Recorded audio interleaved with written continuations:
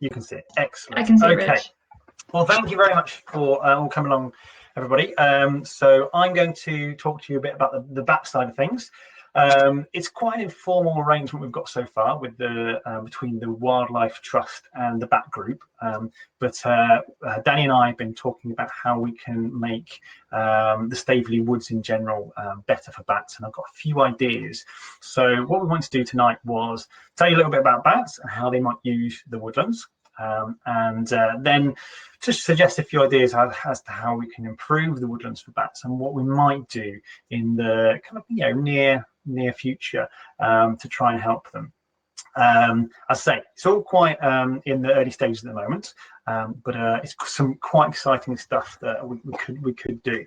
So I'm going to start off by with these talks. I often assume that people don't know much about bats, so I'm going to give you a little bit of a information about bats first of all, and specifically those in Cumbria, and then we'll look at Staveley in particular.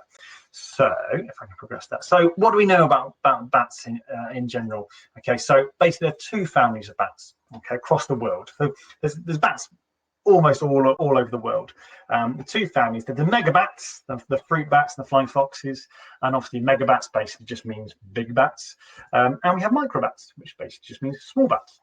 And we tend to find that the megabats, the big bats, are the fruit bats. Okay, so they'll eat fruit, sometimes nectar, pollen, things like that. And we get microbats, which tend to be smaller than the megabats, as the name suggests, and they tend to eat insects. Now there is crossover, and as with anything in ecology, it's never a hard and fast rule. So the biggest microbat is bigger than the smallest megabats, but that's not how we split them in terms of the size. It's the families. Okay, so we've got two main families. Now in this country, we obviously don't get any fruit bats. So here, when we're talking about bats, we're just talking about microbats. There's loads of them though. Okay, so in terms of bat species, they're the second most numerous mammal group in the world, only after rodents. So in terms of numbers of species, there's only more rodent species, and currently there's approximately 1,300 species of bats. Now I say currently because it's always changing. Okay, so if that's what it says, counts vary. We're always getting new species, either discoveries in new, far-flung lands, or through DNA analysis, we are actually discovering we've got more species than we really thought. Okay, and that's happened relatively recently in this country. And they're really, really widely distributed as a group of animals. So really, anywhere you go in the world, anywhere hospitable in the world, and you'll find bats. Okay, if you go to the very tops of the highest mountains and to the polar regions, okay, you're not going to find any bats. But even in some quite harsh areas, you do find some bats. There's a bat in China that hibernates in the snow. Okay, so when the snow melts, this bat is revealed from the snow beneath, and then it kind of thaws itself out and goes about its business. So they do occupy some really harsh environments. Mostly, they like it warm. Okay, so if you want to find bats, go to the tropics, to the hot places. Okay, and really only humans have a more wider distribution, and that's not natural. Obviously, that's us just spreading across the world to wherever we want to go now. Now, in terms of where we can find bats, really, if you want to go out and look for bats, just go anywhere where there's insects. Okay, so that's what our bats are eating, so therefore that's where the bats will be. Here's the Scottish midge, everybody's favourite beastie. But of course, there's going to be hotspots. The hotspots where the insects are. Okay, so you look for places where insects will congregate or will be breeding and thriving. So water, both running and still. Woodlands, which we're going to talk about today, tree lines and edges of woodland and hedgerows. We're not going to talk about echolocation, things like that, but they need to bounce their echoes off objects. That's why they like three-dimensional large objects, to bounce their echoes off things. Parkland is brilliant. This is Levens Park in the south of the county, and there's lots and lots of tree roosts in Levens Park. It has a nice mix of water, trees, ground, like the open ground kind of thing. In Cumbria, we have 8 species. Okay, so these are our 8 species. We've got the 2 commonest bats, the common and soprano pipistrelles. Okay, so they're the ones that if you go out this evening and look outside it, as the sun goes down, you'll probably see them flitting about. We've got nocturnal bats, which are our biggest bats. And then we've got brown long-eared bats, which are bottom right of this picture. And these are the brown long-eared bats. They have, as their name suggests, very, very long ears. And then we have a whole group of bats called the myotis bats, and that's Daubenton's, which if you go down to a river or water, you'll see them skitting across the surface. We've got whiskered, we've got brants, and we've got naturalist bats, and they're all from the same group, basically, so the same group of bats. Okay, now we do have it is Cumbria after all, so we do have a couple of holiday visitors. These are Leisler's bat and Nephusis pipistrelle bats. These are bats that we don't know of any roosts of. Don't know of any breeding populations of these species, but they do turn up in the county occasionally. Okay. Now in the country we have 18 species, so you can see we have less species up here than you get in the rest of the country potentially. So the hot spots are Dorset, Devon, Somerset, places like the southwest basically, and South Wales is pretty good as well. So the further north you go, the harsher the conditions get, and therefore the less bats we get. But there's still quite a lot. 8 species is for one group of animals is quite a lot, really. In terms of where they roost, they're mainly in this country roost in houses or buildings. Sorry, that's something that they've evolved to do. They've adapted to do. Okay, so buildings are obviously not a natural thing, but they do provide lots and lots of excellent locations where bats can hide and roost. So built structures are brilliant for bats, but traditionally trees would have been one of the main locations where bats would have roosted, and caves, of course. Okay, now Craggy Wood has both trees and rocks, so cracks in rocks are potentially excellent for bats, and that's one location where bats could be roosting in Craggy Wood, for example. But in terms of trees, okay, this is the main location. We've got trees are the main traditional roost that bats roosted in, I would say. Okay, caves in this country much more likely to be used in winter. Okay, we do have lots and lots of bats who roost in caves in the winter, but in the summer too cold. Okay, so if you go out to the hot countries, caves are often used because they're cold. So that means they have a respite from the hot temperatures outside. But let's be honest, in Cumbria and in Britain in general, that's not normally an issue, being too hot. So in this country, caves are reserved for that winter time when they want to hibernate and be nice and stable in the winter. So trees would have been an excellent resource for bats and would have been used widely across the country when there was more forest across the country. And this is a roost again in Levens Park. This is a nocturnal roost that actually isn't unfortunately used anymore. But yeah, that's quite a big roost. Okay, that hole's probably about that big. But we also get them in very, very small places. This is a very, very small crack where a dead stub of a tree has died back, and you've got this very, very thin little crack. It's probably only about that wide, but yeah, the bats get into it and they can hide in there. And that's one of the main defenses. Bats aren't really very good at defending themselves. They don't have much of a defense. They've got some teeth in front, but for a small bat like a pipistrelle bat, those teeth aren't really even enough to get through your skin. So they're not much of a defense. So their main way of stopping themselves being eaten would be to hide, essentially. Okay, so not for things not to find them. And these tiny little crevices are great for that. So when it comes to trees, it makes it very difficult to find them. But here we can find it. Here we've got some footage of a bat roosting in a little crevice. This is a pipistrelle bat, soprano pipistrelle bat. It's actually roosting on its back here, which is unusual. This is on the flat here. This is the crack in a branch, and this is taken with an endoscope camera on the end of a kind of bendy pole, essentially, which we use to find the bats in trees.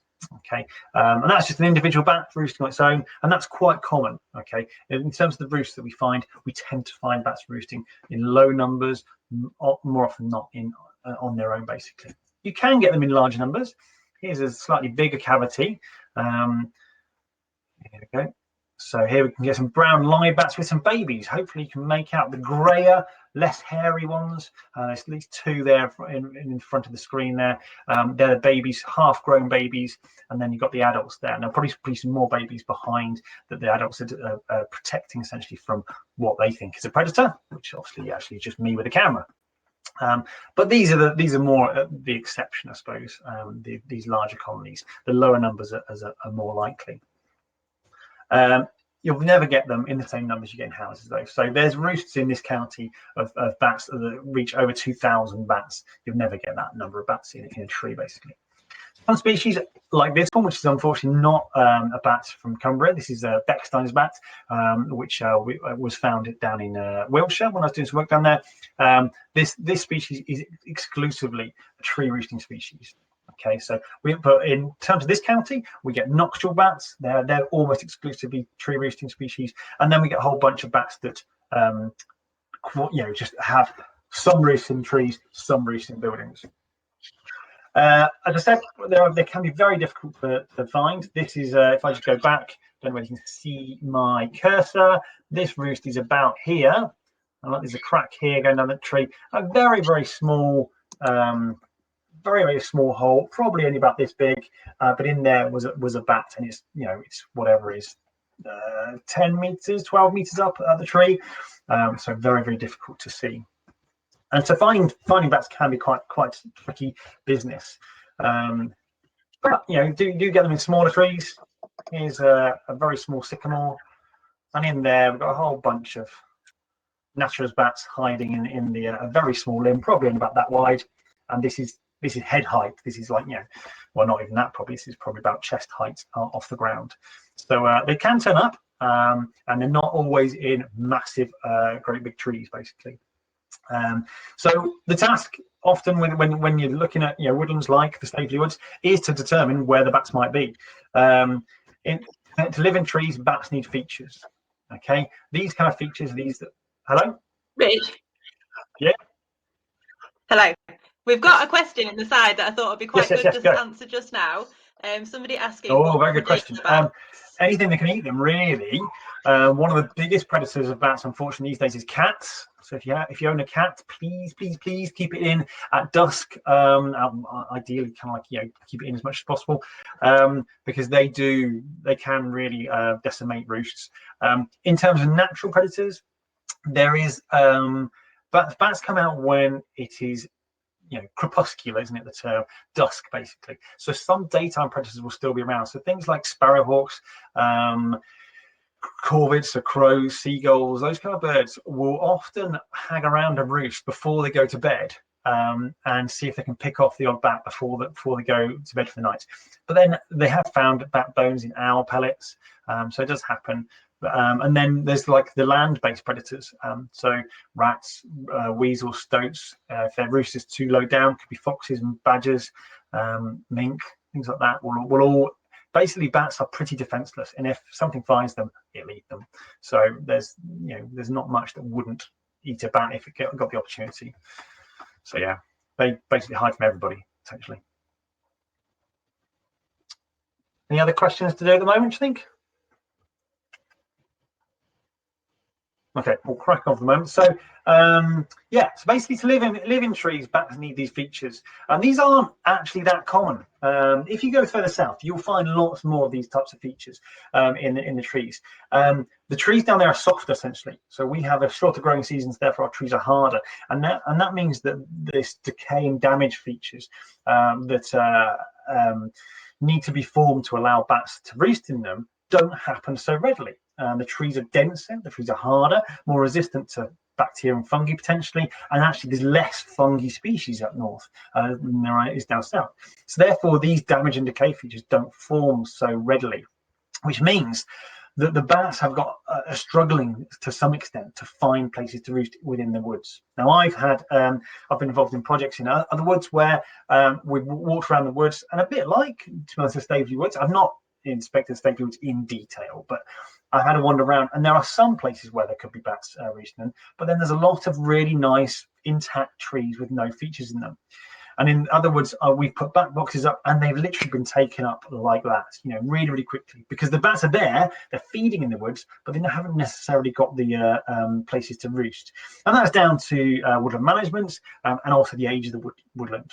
Often with woodlands, they tend to be the trees often a very similar age, and therefore you don't have this natural falling down of limbs and trees and damaging other trees which are just growing up, and therefore whilst they're growing up, those damaged features develop into potential bat roosts. What we tend to have is these crops of trees where the woodland's been planted for a reason, for a crop, and therefore all the trees are about the same age. They're all going to damage and decay at that same rate, but that's possibly not just yet. You've got these nice mature trees, but nothing's really falling apart in a big way. If you've got a natural woodland, you have young trees, old trees, veteran trees, middle-aged trees, and they're all doing different things at the same time, basically. So yeah, we need these features, but we don't always get them. So anybody who knows Craggy Wood and Staveley Woods will probably recognise this tree. This is up well, if you're standing at the road, top left, basically, this is the one with the 2 rope swings in it. My kids absolutely love it, and here is them swinging on the trees. But if you look at the tree, there's no features in it. Okay, it's a beautiful old tree, nice big crown, big spread, but there's no features in it. Okay, there's nowhere in this tree where a bat could live, which is probably a good thing considering how many kids are swinging on it. But it's just an example of how often you look at a woodland and you think, well, there's going to be loads of bats there, but there's not necessarily the features in the trees. There'll be loads of bats flying around, but not necessarily roosting. So if the features aren't necessarily naturally there, where do the bats come from, and what can we do to encourage them? Well, the bats tend to come from buildings. I said, just like our woodlands have declined, we've built buildings. Okay, so I know full well there are several roosts that I know of around the Staveley area, quite close to Craggy Wood. So the bats will live in the buildings and they'll fly up to the woodlands. But wouldn't it be nice to allow the bats to live in the woodlands as well? You potentially could encourage some different species. So ideas we might have to encourage bats in Staveley Woods would be providing the habitat. Okay, so the woodlands already exist. Okay, we've already got those woodlands, but how can we take advantage of them? Now, there's obviously already the plan to join up the woodlands. Continuity, okay, lines between habitat is brilliant. Okay, when you have these corridors between different habitats, that provides an interconnectivity which wouldn't otherwise exist. And sometimes those gaps can be a blocker. Okay, so if you have a woodland here, bats feeding around in there, and you have a woodland there, bats might feed around there, but they might not want to go between the two. As I say, they hide from everybody. They don't like flying in open spaces. They like to fly along lines of trees, along hedge lines, things like that. So you provide the connectivity, and the bats will move along them. Okay, so that stuff is already happening. A mixture of habitat, well, already in those woods. If you look, there's coppicing going on. There's old trees. There's conifer trees. There's a mixture of habitat. That's excellent for bats. Okay, it's really, really good for bats. But equally, we want the roofs to be there.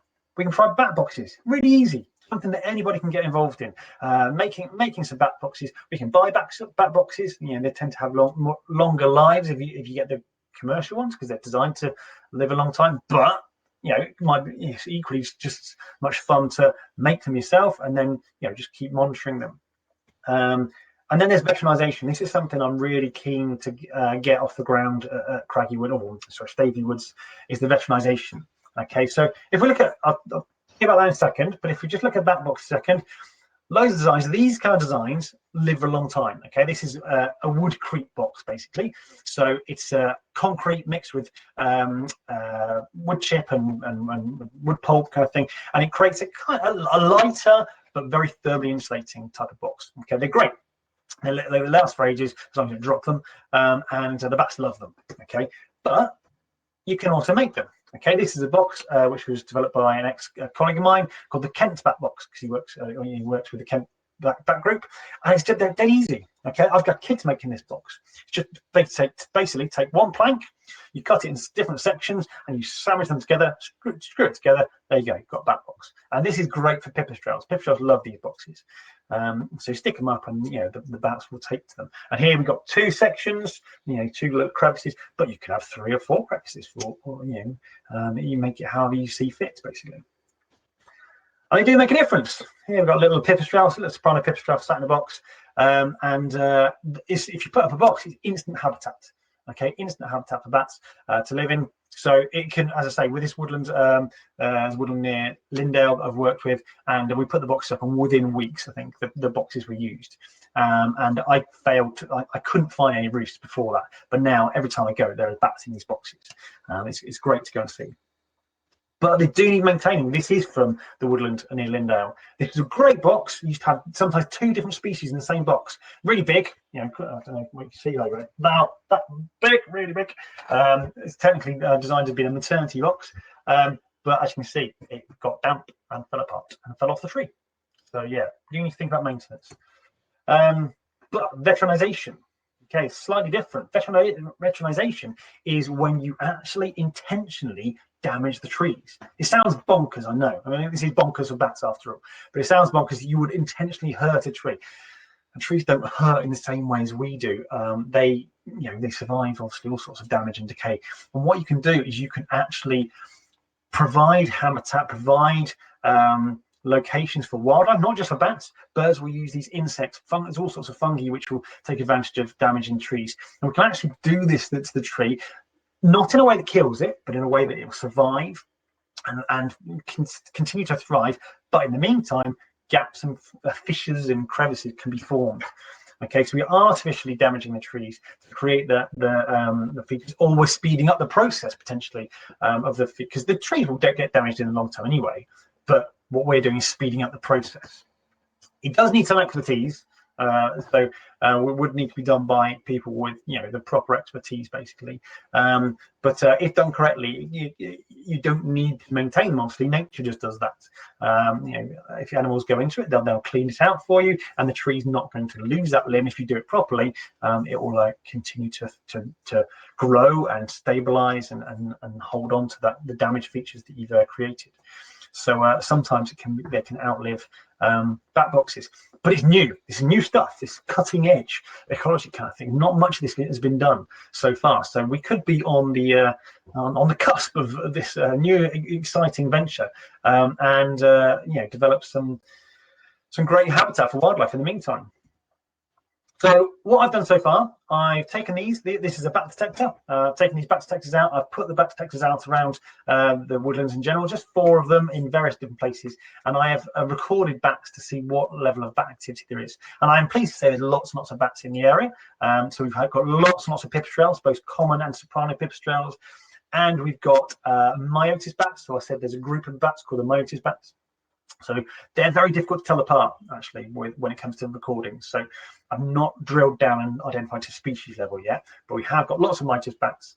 But we haven't really got many nocturnal bats that I've recorded, and no brown-eyed bats. Now, these are 2 woodland species, which you would expect to find in the woods. Now, it may just be that I haven't put the detectors in the right place, or it may be that they're not there. Okay, so maybe we can be providing some habitat for these bats that are intrinsically linked with woodland, but don't appear to be turning up on these detectors. Now, I'm not finished with this. I'll stick these out again in new places, and we'll see what we get. Yeah, it'd be interesting to see if we can encourage some of those bats. And what my idea is that we get 3 areas, and we can put some boxes in one area. These are some great boxes made by a lady down in Lancashire, called Greenwood's Eco Habitats, and these are made out of polystyrene concrete, so they're really light, and their bats love them, absolutely love them. We can put boxes up, we can make the boxes as well, we can veterinize some of the trees, and then in one area we can leave them alone, and then we can do a bit of a citizen science experiment to see what the difference is. How does the bats activity change? Do bats move in? Do we get new species turning up? Things like that. Okay, so monitoring. Do we get more bats? Do we get different species? Do bats start roosting in our veteranization or in the boxes? And how quickly does it happen? Okay, as I say, with these bat boxes are stuck up, it happened really quickly. There we go. That was nice and quick. So that's my bit. That was supposed to be second. Now maybe we go back and listen to what the woodlands are, and then we can ask some questions afterwards. Unless anybody has a burning question right now. Let's have a look. Can't see any questions at the moment. So maybe, Danny, if you want to go with your bit. Can you put a bat box in your garden? And if so, where would the best place be? Absolutely put a bat box in your garden.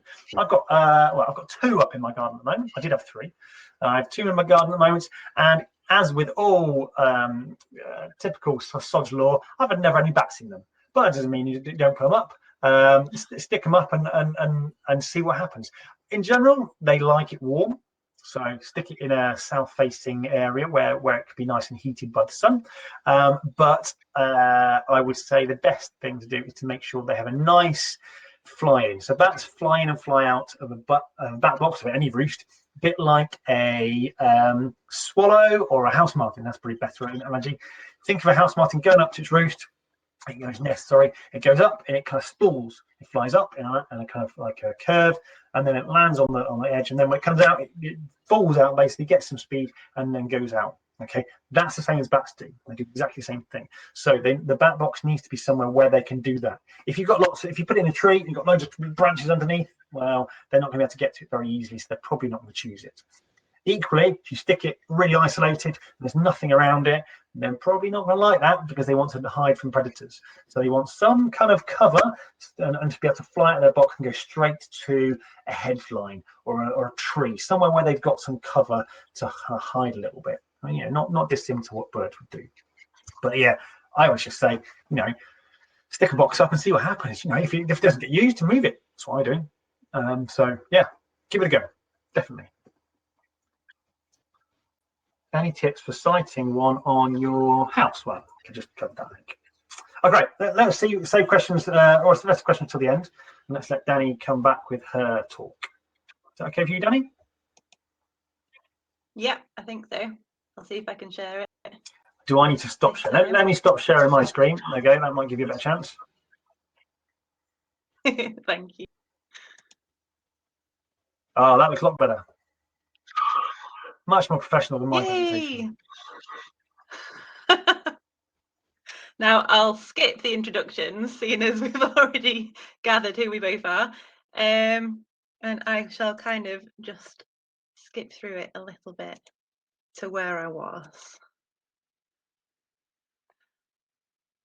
So I was talking about why Staveley Woodlands are so special, and this is our aerial photograph here of Staveley Woodlands, and you can see it's in 2 sections currently, and as Rich briefly mentioned before, we are planning on joining these up so that it will create a better habitat run, and it will get all the wildlife hopefully from both woodlands to join up and spread and create that continuity that we need in the landscape.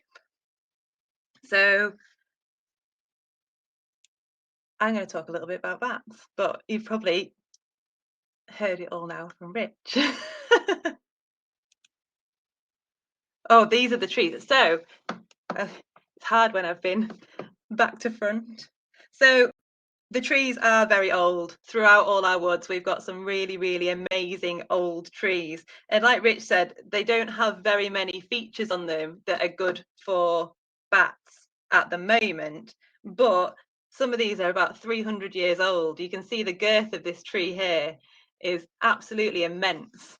And because these woods have been here so long, it creates this ownership by the community, and the community have become really involved in what we do within these woodlands, and they come to so many events and they're really enjoying the projects that we're doing, which is why we wanted to do something like this that helps another species and people can really rally behind what we're doing and gets more of the people involved in what we're doing as well, because we do a lot of work with the schools and a lot of work with the colleges, and it just gets more people out and enjoying our woods at Staveley. So bats in Staveley. Why were we originally interested in the bats in Staveley? So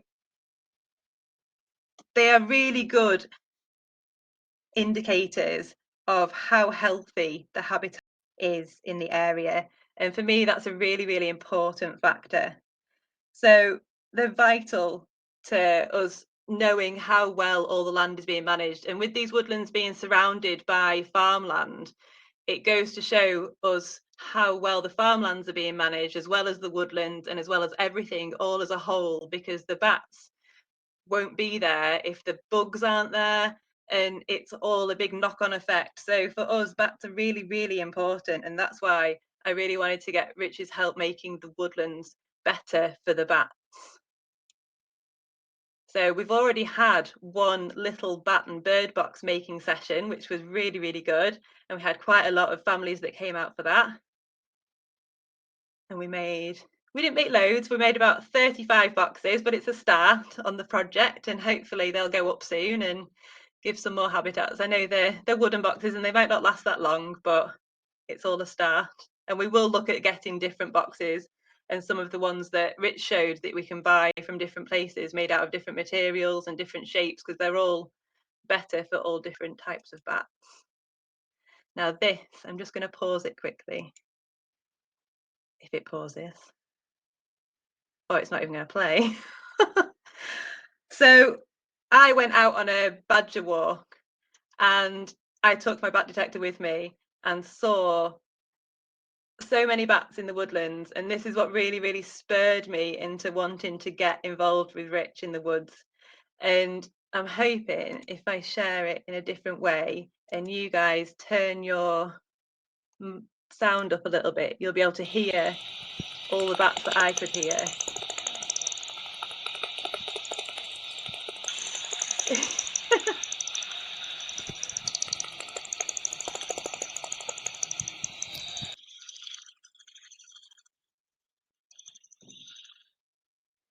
Now I have no idea which bats they were or anything, because I am not an expert.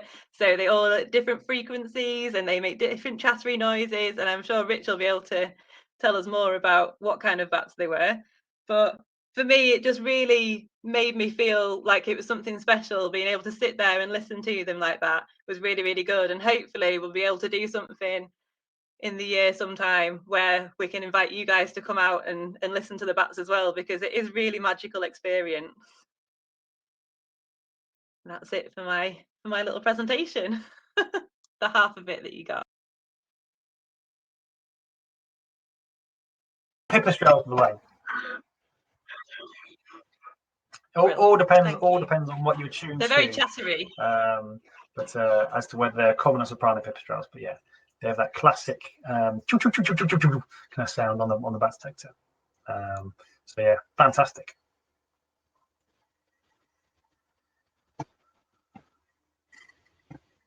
A lot of appreciation for your bats. Does anybody else have any questions?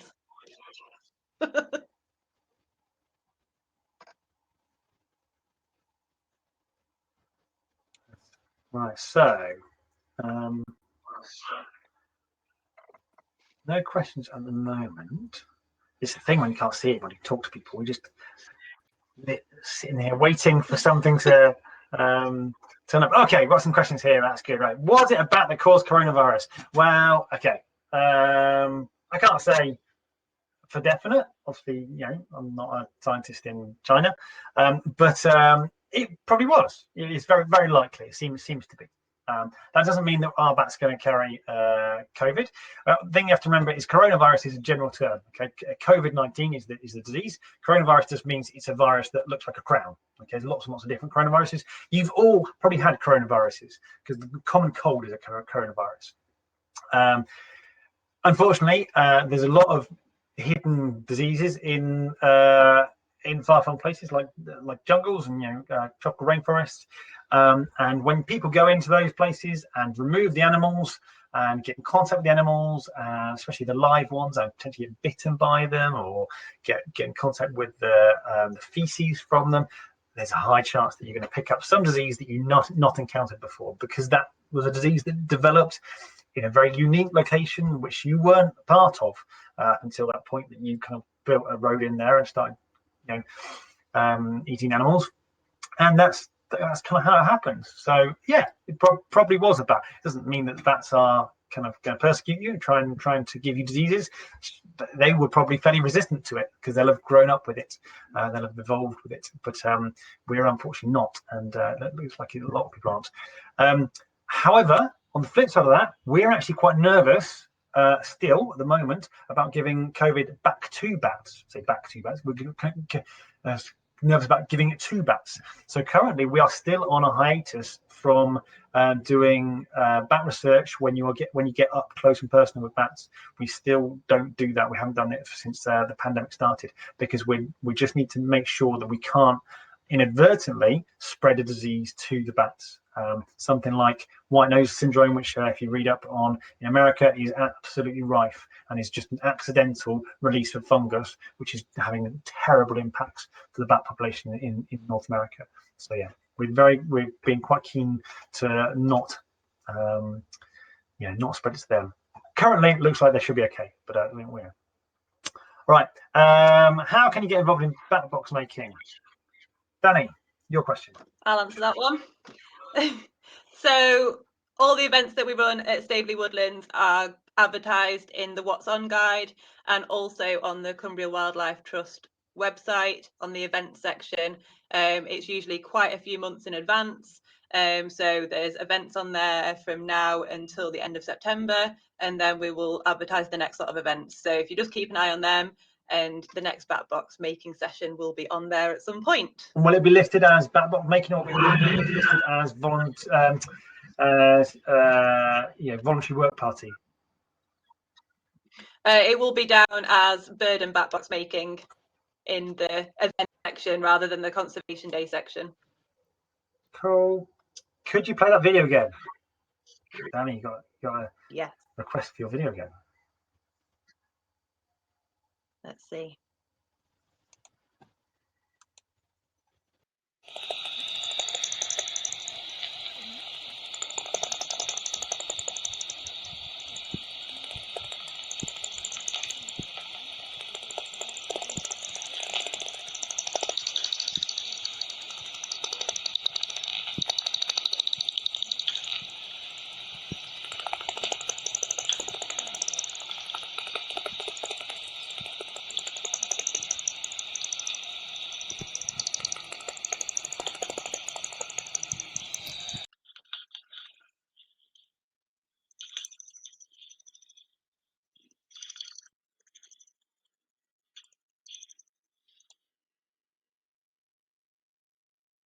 There we go.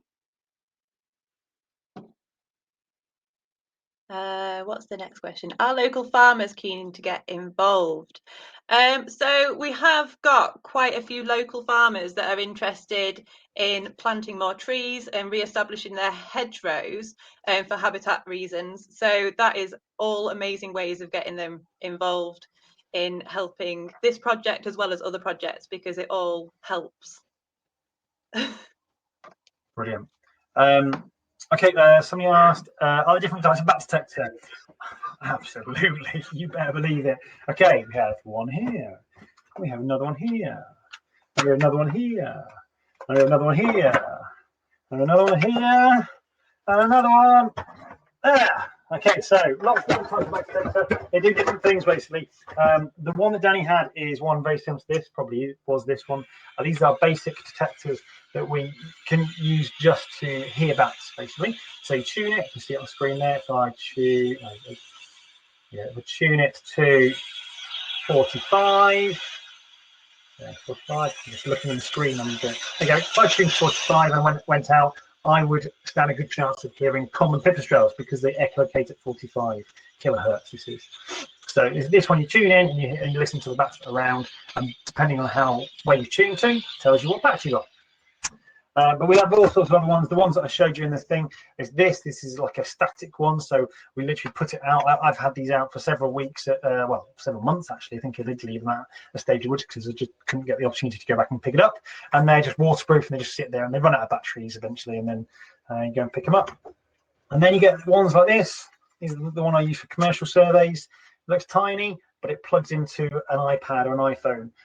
And it records in really high quality, and you can see the sonograms, it's called. So like this, you can see what the sound looks like basically on the screen, and it really makes it very, very useful to identify species. So yeah, there's loads of different types, all the way down to this one, which I bought off the internet for about £7.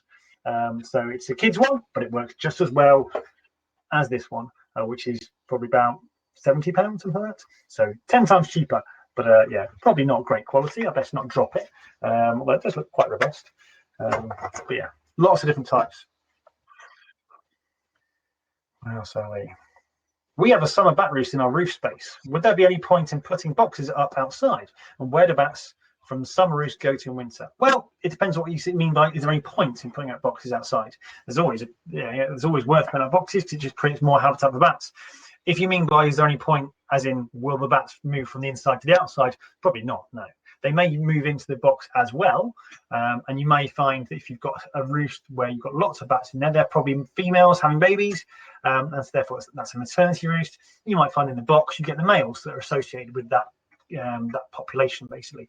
You might have that, or you might have some females that aren't breeding that year, and they might move into that box. Equally, you could have them moving into the box once they've finished bringing up the babies. So very quickly, the mums get a bit tired of having big grown-up babies that hang around, and so they leave as soon as they can, essentially. So they might move into the box as well. So yeah, absolutely worth doing it. It's not going to encourage the bats out of your house if that's what you want. But where do they go? And where do bats from summer roost go to in the winter? Okay, so depending on the species, depends where they go, basically. So there are bats that will hibernate in the trees. So nocturnal bats, pipistrelle bats, sometimes brown-lunged bats will hibernate in the trees. So that's another reason why we need to be really careful of doing tree work, because bats, when they're hibernating, don't move out of the way. Okay, they are properly in a deep sleep. It takes them several minutes to rouse themselves. So if you're doing any work on a tree in the winter, you have to be very careful, because they're not going to get out of the way, not like a bird might do or a mouse or whatever. A lot of our bats, though, go underground. Okay, so they go into cave-like locations or caves themselves. So I do a winter hibernation check over near Kirby Lonsdale, where all the limestone caves are, and we get lots of bats down those caves, down Link Pots is where I go, and we get all the Myotis bats, we get brown-eyed bats as well, but yeah, not the pipistrelles or the noctules, because they don't tend to go underground for the winter. I hope that helps. What's your favourite bat? Danny, that'll be for you. What's your favourite bat? Whichever bat you're looking at the time. Yeah, no, I like brown long-eared. Everybody likes brown long-eared bats. They're so cute. Let's see if I can find a picture of brown long-eared. No, wrong type of book. Brown long-ears are very, very cute. They have, for those who haven't seen pictures of them, and the picture I showed you in the presentation wasn't the greatest. Their ears are as long as their body. Okay, they have absolutely enormous ears. Their ears are so long that they can't keep blood in them the whole time. So when they go to sleep, they drain the blood out of their ears and they tuck them behind their wings. They're that long. Because if they had the blood in them the whole time, they would just get so cold, because the blood would be in there and getting chilled, basically. But they're in an evolutionary arms race with moths. So much so that these bats have actually developed the kind of superhero sense of not needing to either see where they're going or produce echolocation. They can literally just hear the world around them. They can hear where everything is. So they don't even produce echolocation sometimes. They just are silent flying in the pitch dark, which is pretty amazing. So yeah, everyone likes brown eyes. If I were to answer the question, it's tricky. I do like a noctule. A noctule is a good bat, nice big bat. About this big body size, wingspan about yay big. They're a good bat, and I found my biggest noctule roost just week before last, of about 40 odd bats, yeah, that was a good day for me, I have to say. Okay, next question then.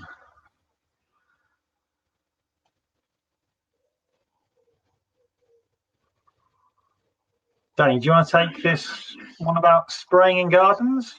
Yeah, can do. So locally, so I'm talking Staveley area because that's where I'm based.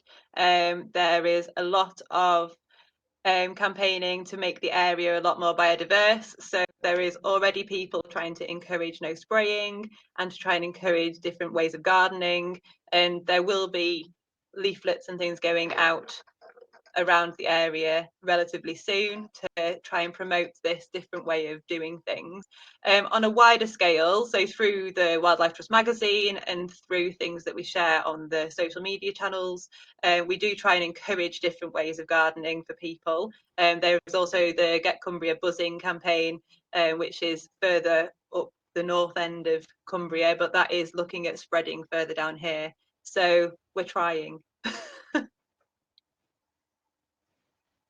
Brilliant. Another one about having bats in their area. So yeah, brilliant, Jennifer. That sounds great. You got bats in your house? Yeah, it sounds very much like they are. They will be in your loft or somewhere around it. If you're finding droppings, like consistently finding droppings, you've got a roost somewhere. So yeah, that's interesting. Well, the bats in both sections of the wood. Yeah, I mean, I've just been on a week's holiday and I came back and picked the detectors up after my holiday. So I've flown through the recordings to have a look at them. And I need to have a look at in terms of, were there more bats in area A versus area B and so on. But there were bats everywhere in all 4 sections. And I put 2 in basically Craggy Wood and 2 over the road in the other woods. I can't remember exactly which bit of the woods they were in. Yeah, I had plenty of bats everywhere, but there were definitely areas that had more than others. And you do get that with different species. So, for example, pipistrelle bats like edge habitats. So that could be the edge of the woodland, but equally it could be the edge as in along the line of trees that border the footpath, for example. So just, they don't like it too cluttered. They're very maneuverable, but they do fly very quickly. So if it's too cluttered, it's very hard for them to avoid the trees. So they like edge habitat, but you get a species like a brown-eyed bat, and they do like it really, really cluttered, because they can literally fly. They can hover, they can turn on sixpence, they can do anything. They can fly backwards even. So they are much more able to fly around in the deeper woodland, basically. So, but yeah, and then also time-wise as well, you saw a definite kind of, early on we got pipistrelles, then later on you start to get the myotis bats, which, because they come out later, basically they emerge later from their roosts. Speaking of which, somebody said something about Daubenton's. With Daubenton's bat, when do the babies begin flying along the watercourses? Do they become independent and fly their own route, or learn from parents? Oh, interesting question. Yeah. So Daubenton's bats, if anybody doesn't know, are basically what we call our water bats. So they are intrinsically linked to watercourses, and they feed off either the insects that are emerging from the water, or those that get trapped in the water surface, kind of thing. So they pick off insects from the surface, and those that are flying around, like mayflies and stuff like that. So they are classically, they're almost always you'll find them around water. In terms of when do the babies begin to fly along the watercourses, well, when they can fly. That is their feeding areas. Therefore, as soon as they can fly, they will fly along the watercourses. And it depends on how well the mothers are fed as to how quickly the babies can start to fly.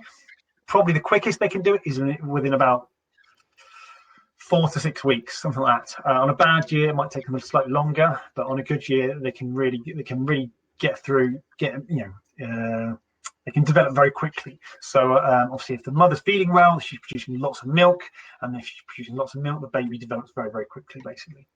So yeah, Daubentons are one of the earliest as well. So they set up their roosts probably the earliest out of any of the species in the country. So they will be flying fairly early in the year. So now we've got babies out now. Absolutely got babies around now. So if you go out, sometimes you might even be able to tell the babies from the adults. If you go out and watch some bats, you'll see some that are swooping around, seem really agile and adept at, like fighter pilots, and then you'll see a bat flying. It's like literally flapping 12 times quicker than any other bat, and it's like not going anywhere near any objects, and that's a baby, because it's just kind of not very good at it yet. It's just freaking out a little bit. Okay.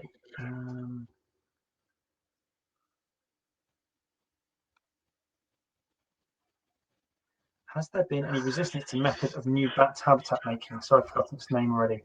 Or negative impacts. Okay, so Lauren, you've asked about is there any resistance to creating new habitat? Well, it's not very widely done as yet. Okay, veteranization is something that is done in the arboricultural industry. So to some extent, they veteranize trees, and especially when a tree needs to have a limb cut off anyway. What's quite readily done these days is, instead of just slicing it off, they will naturally make it look almost like it's natural. So you get things called coronet cuts, for example, and the idea is so that it doesn't look like something should be sliced off, and that not only disguises the fact that the work's been done, but also provides habitat for wildlife as well. And that's just generally only positive, because the work's got to happen anyway, and therefore do it in the right way to create habitat is a win-win situation. In terms of veteranization, it's new. So there's a lady, a Scottish lady, who now lives in Norway or Scandinavia somewhere, She's been doing some of it, and she's found great advances or great benefits in terms of the wildlife. And if you do it right, you're not going to kill the tree, you're not going to damage the tree, you're not going to make the tree dangerous. You're just providing some habitat. These trees develop these features anyway. It's just that we've kind of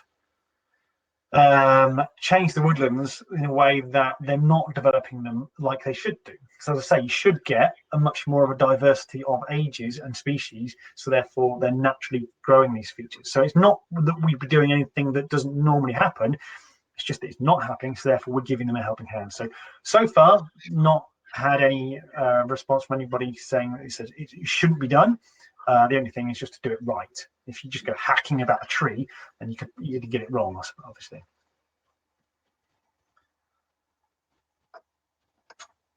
If there aren't caves near, do they travel long distances to find suitable winter roosts? Yes, they can travel some distances. Yeah, I mean, trouble is, to find out where the bats travel to, you need to put a radio tracker on them and follow them, because you can't. Satellite tags are too heavy to go on bats.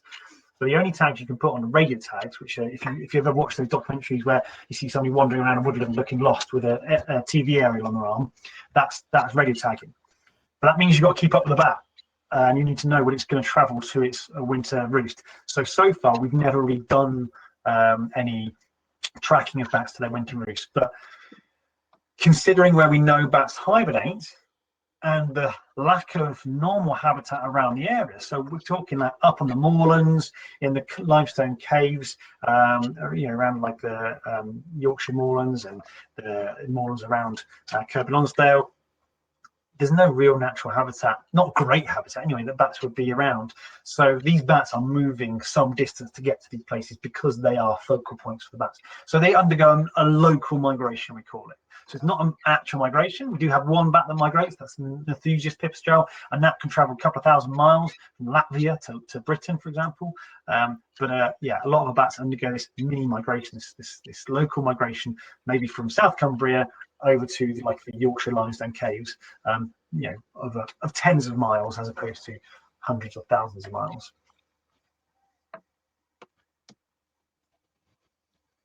Okay, why don't bats roost all the year round in the same place, in fact? Is it because they would get too cold in the roof space, for example? Absolutely. Not so much too cold, it's the fluctuation. Okay, so if you think about your roof, in the summer, the bats are generally awake. They do go into a mini torpor during the day, which means that they do slow their body processes down a little bit, but not as much as in hibernation. But in general, they like being warm, and they're awake enough to cope with any variation. Up here, our bats hibernate for a long time. Okay, so if you go down south to, as like I said before, Devon, Dorset, Somerset, those kind of mild climes, the bats might only hibernate for a couple of months, if that, maybe a month. But up here, on a harsh winter, our bats might hibernate from October through to March. Okay, so what we are, November, December, January, February, March, so 5 months of hibernating. That's a long time to survive without really feeding very much. They will come out and feed occasionally, especially if there's some, flies in the cave, whatever, they'll pick them off. And they're not feeding very much. And if they're going to emerge, they need to know that they're going to get enough food to replace whatever energy they're going to use by flying around. So it's a balance. Now, if they're going to survive that period of hibernation, they need to conserve all energy they can do. Any extra energy they have to, cut out. Any extra, expense and any energy they need to cut out. So that means that compensating for fluctuations in the environment is just too energy expensive. Okay, you think about what just you sitting here or go down around your daily business. If it's hot, then your body gets hot, therefore your body has to cool itself down, so it sweats. That's taking energy. When it's cold, your body has to conserve energy, so therefore you might shiver or you might get goosebumps, and that's creating energy. All these compensatory measures that your body goes through to adjust for temperature and humidity takes energy. If the bats had to do that all winter, they couldn't survive. They would not be able to cope with that length of time in hibernation. So they have to go somewhere where what they can do is they can get into a location where it's going to be consistently cool, consistently damp, okay, or whatever it is. The conditions need to be consistent so that they can adjust their body to cope with it, and then it just goes on a nice even keel. Okay, not having to adjust constantly to cope with any variations, and then they can survive. So roof spaces are rubbish for that. On a sunny winter's day, a roof space might get to 15 degrees, but on a freezing cold winter's night, it might get to -2 in the roof space. Or even lower. That's just, they wouldn't be able to cope with that. That would just take up too much energy to survive that. So yeah, you're absolutely right. They can't do it in a roof space. They've got to go somewhere stable. And trees can provide that stability. A tree is very insulating, and so a bat in a tree can be insulated enough to hibernate and for it to be nice and consistent. But if it's an open cavity, it's not going to. But we're talking about like quite enclosed cavities. Okay. I think I might have answered all the questions. You see any more, Danny? Comes to the end of the questions there, which is time. Perfect timing as well.